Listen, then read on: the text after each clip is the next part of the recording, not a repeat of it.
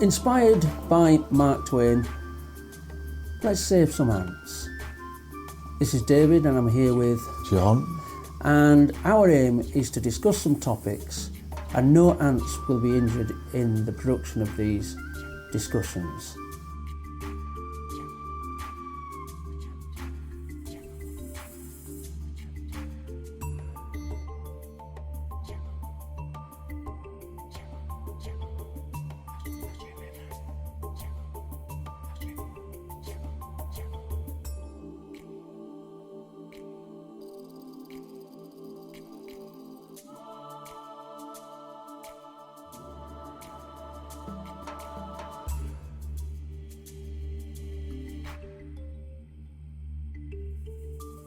Welcome to Little Shakers.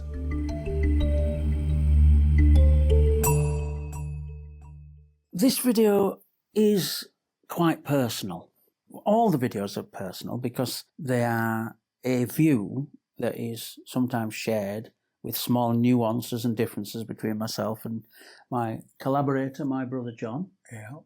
But we try to give a perspective on things that is not necessarily the mainstream narrative, the popular version of events, but is nevertheless true.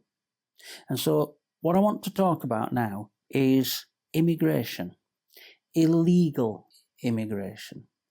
And how I want to start is this. It used to be illegal in this country to be gay, to be homosexual. Illegal. You could go to prison for it. Bear that in mind, that any law created by a human being can be reviewed, improved, or even abolished completely, repealed. Any law. So laws are only as good as the group of people who sat together to write up that law, to envisage that law, and to put that law into practice. Yeah, I'm with you so far. Now, in the Second World War, there were horrendous crimes arguably against humanity committed. And so our country, just after the war, a staunch advocate of this law about asylum was Winston Churchill, the Prime Minister who got us through arguably as leadership. If you believe in the leadership principle, he helped us through the Second World War with wonderful leadership, speeches, etc., allocation of resources. So he was, in a survey that was done about 10 years ago, he was found to be the greatest Briton, according to the population that voted in this survey. Well, we're on the subject of the greatest Britain. This is William here. What about Alexander Fleming, whose discovery of penicillin saved more lives than anybody, arguably, in the history of humankind? Yeah, this is Mark here. I would say that's a very worthwhile contribution, a great idea. Strangely enough, I voted for Isambard Kingdom Brunel. What an entrepreneur he was. A BBC poll, I believe, so naturally it was swayed towards the left. By the way, scrap the license fee. Move on. It's an interesting, going back to what you were talking about, it's an interesting point that you make about, laws, because, I believe in the 1920s, women weren't allowed to vote, and only about 50 years before that, men, unless they had property, weren't allowed to vote. But yes, my personal opinion, you're right. Winston Churchill was a Great Britain. So yes, I agree with that. And therefore, he might be somebody who's worth dismissing completely. Yeah, he might. But he might be somebody on certain issues that might be worth listening to. And after the war, for humanitarian grounds, again, with the international community, he signed laws that allowed for people to claim asylum if they were being mistreated in the country due to religion, sexuality, and so on, political beliefs, so that they could seek asylum elsewhere. And that we, because of what had happened to the Jewish people, particularly in the Second World War, although the Holocaust wasn't confined only to Jewish people, it was also enacted against so-called gypsies, who were called gypsies at the time, disabled people, and people who were referred to as sexual deviants. So it was a wide group of people that were infringed upon and killed during that period, but massively Jewish people. And so the policies were enacted that would make it so that this would never happen again. And the particular this that would never happen again that these laws were focused on was that people would not be turned away who were trying to escape that level of persecution or those particular types of persecution. And so we, along with the international community, said, never again. Now, in recent times, laws have been enacted in our country that have made it illegal. There's no legal routes for people to claim asylum in this country. Moreover, people who do come here illegally, because don't forget, everybody who tries to claim asylum, no matter how legitimate their claim for asylum is categorized as illegal. So there's no legal route. So they risk it anyway. So they commit a crime, arguably. Like those people who escaped on the Kinder transport, like those people that Oscar Schindler helped, if the laws that were in place then that are in place now, were in place then, those people would be treated as illegals. So we must be very careful what we wish for. Now, to further make things complicated, our government puts them up in hotels. Not in the Nightingale hospitals that they had for a short while. Oh, definitely not. Not in derelict mills and industrial complexes that could be converted. Oh, no. They put into hotels. So there's some sort of political shenanigans going on here. So how did this start? How did this idea of using people from other countries as political pawns, how did it start? So after the war, Great Britain's economy was in tatters. We were in rationing until around 1957, after the war. Why? This was the Second World War that I'm referring to, because we won. Now, other countries who were occupied or lost, outright lost in the Second World War, gained monies as aid to rebuild. We didn't, because we won. So our economy is crumbling, our economy is faltering. Don't forget we'd had the 1914-18 war just a generation before, the 1939 to 1945 Second World War, where we defeated tyranny and fascism and a dictatorship in favour of liberal democracy. 1939 to 45, this is Mark here. In our history books, it's recorded as 1941 to 1945. Yeah, well, I'm afraid that's, she was a bit late to the party from what my dad tells me, but anyway, better late than never, I always think. Well, I mean, we did make a substantial contribution to the war effort. I think your John Wayne did a fantastic job. Well, there's no need to be sarcastic. So to make that win come to reality, first off, we had to borrow a load of money from the United States of America, which took until 1995 to be paid off. Russia, by the way, just as an aside, they're an enemy at the moment, but Russia at the time joined in the Second World War as an ally on our side for free. This is how treacherous the political landscape can be. And so, after the war, a decision was made by the management of this country, in other words, the government and the business community of the day, to revitalise the economy. Well, they couldn't wait for the population to breed new workers as fast as possible. I mean, they'd have to be at least, back in those days, about 15 to start work. So they couldn't wait 15 years to replenish the workforce after 2 world wars in 2 generations. So what did they do? They put out a call, particularly to the Commonwealth, inviting people to come here, inviting people to work here in our textile industries, on our transport system, in the hospitals, any jobs that needed doing, in the steel industry. We had industries then. And those industries needed to be revitalised, needed to be moved from wartime production into more standard production. The car industry, I don't know whether I already said that. So what's the answer? Well, the workforce here were in a position to leave a job on a Friday and start another job on a Monday. So they had power and influence over their own wages. They could go for £1 an hour more, or probably back in those days a few shillings an hour. But it'd add up and it'd make a significant difference. Freddie, can I just chip in at this point? a lot of people, they'd fought a war and sacrificed and lost relatives, the fathers and brothers and so on, and in that war, and they wanted to see the fact that they'd had a victory. It wasn't that people, who objected to this were sort of racist or anything like that.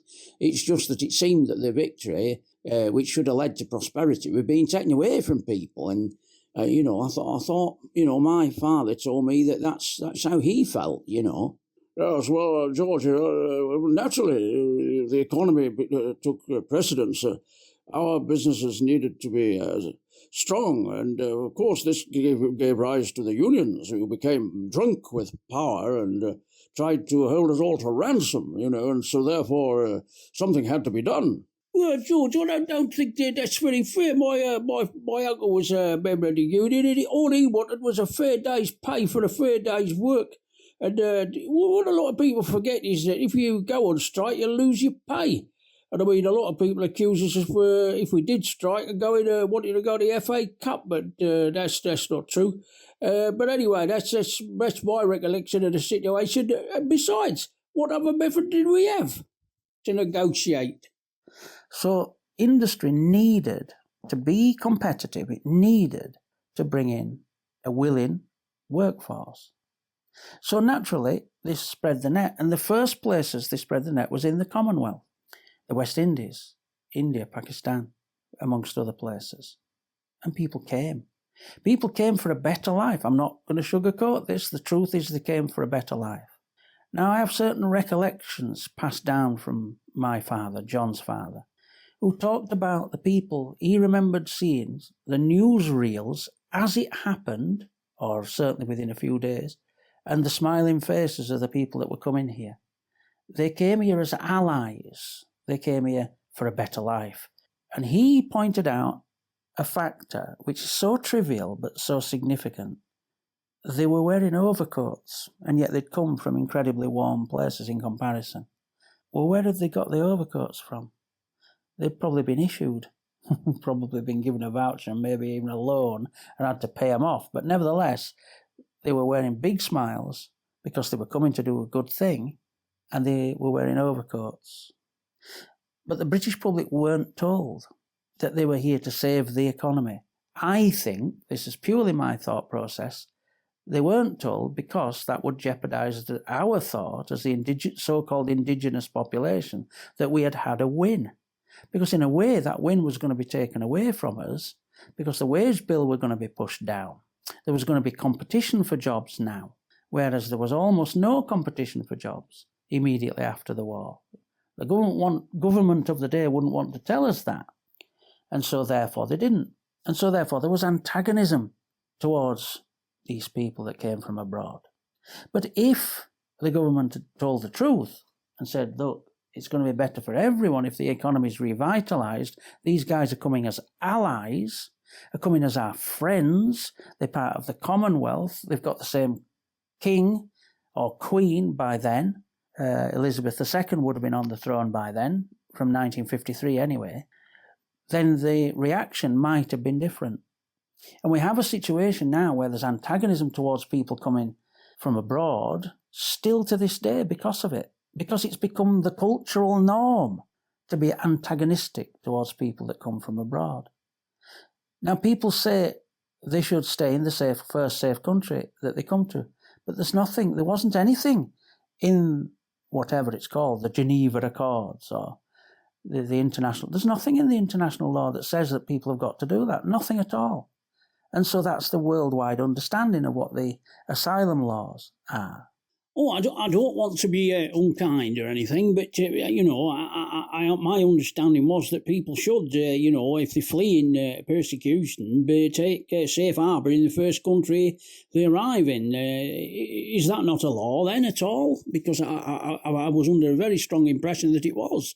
I think we've found in recent times, this is Mike, I think we found in recent times that, yes, the law has changed, but if somebody has a genuine, as David says, if someone has a genuine claim for asylum, they have the right to join family members and so on in whichever country. And a lot of people's first language is English. They don't speak French or German. And perhaps because England is, or Britain, Great Britain really, has had a fairly progressive attitude to immigration, they may already have family members in the UK or an established community where they feel completely safe. Oh, well, yes, I can see that. Oh, I don't know, it's all a bit confusing. I've heard a lot of people say that over here, and I thought it was true. So it is a bit of a complex issue, I think. Now, again, you're probably thinking, hang on a minute, there are people that come fraudulently. Well, of course. There are people that do everything that you can think of fraudulently. And those people then need to be interviewed, processed, and separated from people who are genuinely asylum seekers. I don't deny that. But to make all asylum seeking illegal, when you consider the history that's gone before, and you consider the reasoning why the international laws were in place to allow for legitimate asylum seeking, it's an affront to the memory of us winning the Second World War, and it's an affront to the memory of the greatest, so-called greatest Britain of all, to remove those laws. And we have just finished a week, to put this into context, where an MP, a black lady MP, Diane Abbott, has been mentioned, not allowed to speak in Parliament about a situation that arose where a Tory donor mentioned that he was so annoyed with her that she should be shot, and it's become public. And yet our government hasn't bothered to call it out for what it is. So our culture has changed from the country that we were when Winston Churchill was alive to a country that won't stand up against the tyranny of calling somebody out and their entire race as annoying people because of one. Again, I ask you, is that what we signed up for? Because as far as I'm concerned, it's not. Yes, maybe we should have a points-based system and that immigration should be monitored and controlled to a certain extent. Of course. But also people talk about overseas aid. Nobody asks what we get in return for the overseas aid. Do people genuinely think that we're a philanthropic country that gives overseas aid for nothing? Hello, this is Christopher. Can I just say that there's a quotation in an episode of Star Trek? Well, basically it's gangsters, but one of the characters says, nobody does nothing unless he does it for himself. And Mr. Spock says, you are employing a double negative, sir. But what he means is that people don't do things, I think you say altruistically, because there's got to be something in it. And when the government has responsibility to make the best use of our tax monies, or did then, they must do it for some sort of other reason. Well, that's Star Trek. That's a great Mark here, Christopher. That Star Trek was a great program and its day, but I mean, you're talking about something that's over 50 years old. Yeah, but human nature doesn't change, does it? Well, that's a good point. One of the fringe benefits of overseas aid is that countries that are in difficulties are more prosperous than they might be, therefore less of their people get up and leave to try to come to what they believe is the more comfortable lifestyle that is lived within Europe. So there is a payment, even if we don't know what that payment looks like. There's a common sense payment, notwithstanding the fact that we probably get cheap clothing and such and like from these countries as part of the deal. Since our manufacturing industry is massively reduced, surely common sense suggests that there's a great likelihood, isn't it? Well, George, oddly enough, you might not expect me to say this, but there's no profit in everyone being poor. So think about these prejudices. Think about the society that you want to live in. Do you want to live in a country that, if this was 1940, would turn away the people fleeing what was happening in Europe? I don't. Well, Fred, I'm always happy to learn, and that's been quite useful. William here, best to keep an open mind, because things change, laws change, people change. I know you said human nature's a constant, Chris, but we all change. Well, I'm glad I took part, really, because Arthur here, I'm glad I took part because it's always learn something new.